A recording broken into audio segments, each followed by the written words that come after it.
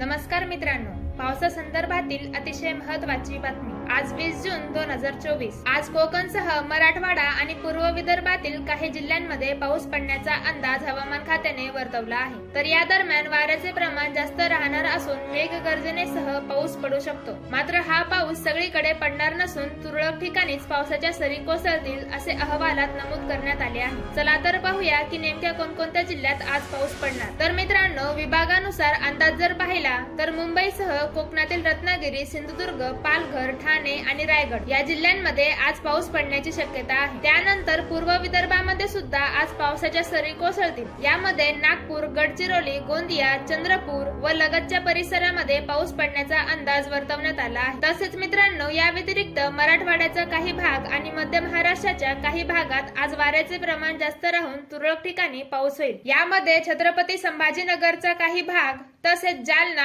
अहमदनगर, नांदेड, परभणी, लातूर आणि बीड जिल्ह्याच्या काही भागात आज पाऊस पडू शकतो। त्याचबरोबर पुणे, नाशिक, धुळे व आसपासच्या काही भागांमध्ये सुद्धा आज पावसाची शक्यता हवामान खात्याने वर्तवली आहे। तसेच इतरत्र मात्र आज पावसाचा जोर कमी राहील आणि पडलास तर स्थायिक वातावरण निर्माण होऊन हलका ते मध्यम पाऊस पडेल असा अंदाज आहे। तर मित्रांनो, हा होता आज 20 जूनचा हवामान अंदाज। अशाच प्रकारचा रोजचा अंदाज पाहण्यासाठी आपल्या चॅनलला सबस्क्राईब करा। धन्यवाद।